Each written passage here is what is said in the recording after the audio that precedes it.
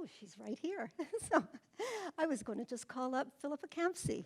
So I first met Philippa Campsie through reading her magnificent report, her history of rooming houses in Toronto.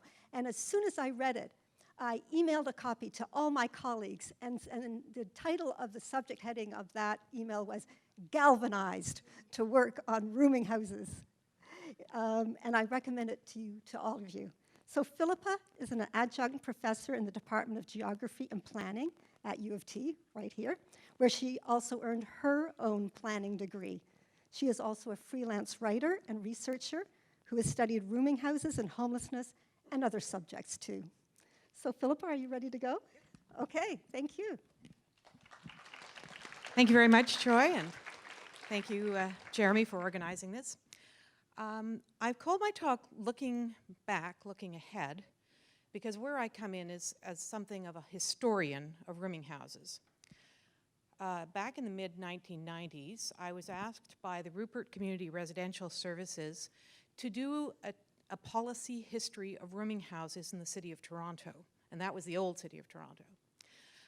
The Rupert community was formed in the wake of the fatal fire in the Rupert Residential Hotel that took place in 1989. Then again, a couple of years ago, I was asked to update that work to the amalgamated city and look at what had happened in this sector for the last 20 years. Interestingly enough, about a few weeks after I had published this paper, there was another rooming house fire, another fatal rooming house fire. And I want to look at those two things, those two fires, as an example of some of the things that have happened. This is the old Rupert Hotel. It was at Queen and Parliament. When the building burned down, it was about 110 years old. There were 20 or more residents living in it at the time. 10 of them died in the fire. Of those who died in the fire, 9 were men between the ages of 45 and 62, mostly unemployed, some of them struggling with addiction. This is the house that burned down last year. As you can see, it's on a suburban cul-de-sac. It's called Haida Court. It's out in Scarborough. There were about 6 people living in the house.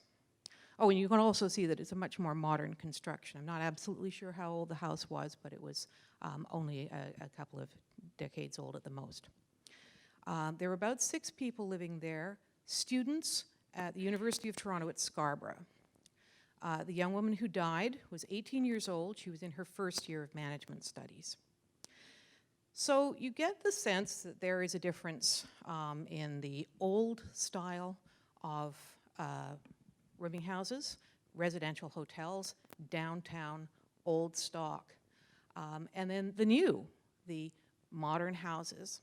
But of course, these are invisible to us because they are not licensed or registered. What they have in common are 3 key features. One of the things is that when you rent in a rooming house, you are not renting a self-contained unit.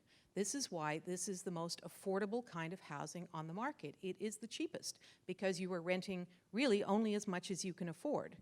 You may have to share a kitchen, you may have to share a bathroom, you may share common areas and so forth, but you are only renting a part of a house, and that makes it ultra cheap.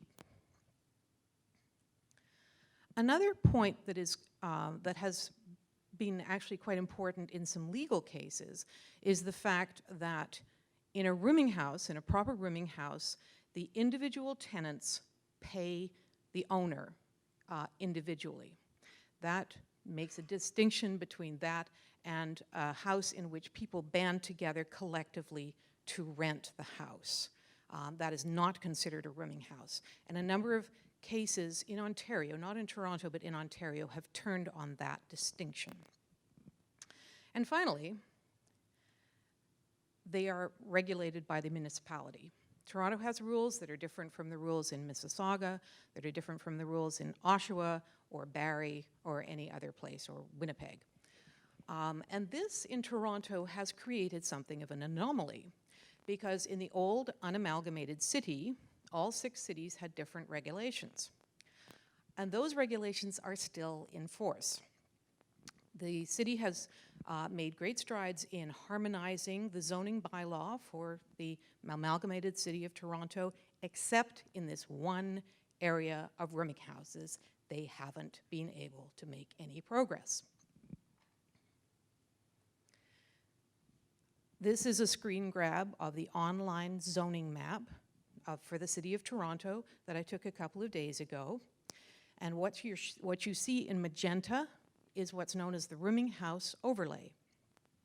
So clearly, in the old city of Toronto, in the center and downtown, rooming houses are allowed in a great many different areas. Over to the west, you see Etobicoke. There's a sort of patchy little spots all over the place. And actually, when I went in closer and looked carefully, those are presumably places where rooming houses used to exist, but do not anymore. I found one was a gas station now. Another one had some high-rise apartment blocks. One was a berm beside a railway. It was all rather weird. So the fact that it's on the rooming house overlay doesn't mean that there is a rooming house on it. And then, of course, there's the rest of the city. North York, Scarborough, and East York never permitted rooming houses, and so they are not there. Now, I look at this map and I see a human rights issue. The people who can only afford to rent a room and not a self-contained unit don't have the right to legally rent in North York, East York, and Scarborough. And I think that's a problem.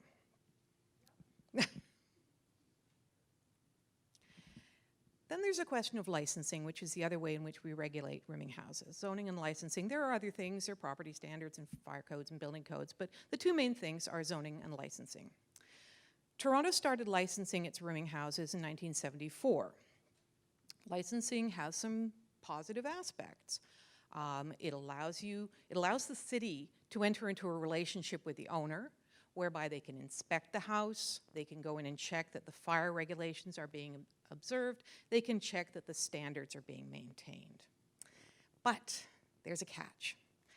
When any city introduces licensing, and most Canadian cities have done so, one of 3 things happens. What the city wants to happen is this, that the owners bring the house up to the right standards, pass the inspections, get the license, and can continue in business. But that doesn't always happen. The other possibility is that the owners, for one reason or another, cannot or do not want to meet the standards. They may just not have the money to do so, or it may be that somebody who's getting older just feels that they don't want the hassle and that perhaps their time as rooming house owners will come to an end. So they just go out of business. Finally, there are the third category, the owners who can't or won't meet the standards, but they're still making a profit from the house, so they just continue to operate, but sort of in the shadows. So nothing has really changed. They were not operating openly before, they're not operating openly now. So the conclusion to all this is that there is an urgent need for people to rent just as much housing as they need, which might be a single room or a single room perhaps with cooking facilities. And it needs to be in all parts of the city. There is huge demand for this. When I was a student, I lived in a rooming house. I know what it's like, and that was all I could afford at the time, and it suited me perfectly well. But there are also other people who need it, not just students, immigrants, and people on very, very low incomes, and people like that. The other thing we know is that there are homeowners who are willing to supply this demand, that they are quite happy to subdivide houses that they own and to rent out those rooms. They will do this no matter what regulatory regime is in place, which is why we have lots and lots of rooming houses in Scarborough that nobody knows about because they can't really openly advertise themselves, but they're there and they're serving this demand. And finally, the crucial issue here is tenant safety and health. Unfortunately, whenever the city holds consultations, and it has held endless consultations on this subject, what happens is the tenants tend not to show up, because the first thing you have to do in these consultations is identify yourself and your address and say whether you're a tenant or an owner or a neighbor. And if you're living in a house that doesn't have legal status, you are not going to write that information down on the city's form. So you're either not going to show up, or if you do, you're going to conceal the fact that you are a tenant. And your voice will not be heard. And the tenants' voices aren't being heard in this particular debate. So these are the rooming houses we have. Both of these are documented rooming houses, and the only reason the one on the right is documented is because there was a fire there. That's when rooming houses become visible to the rest of us. So that's really it, and I'm getting the finger now. Okay, so thank you very much.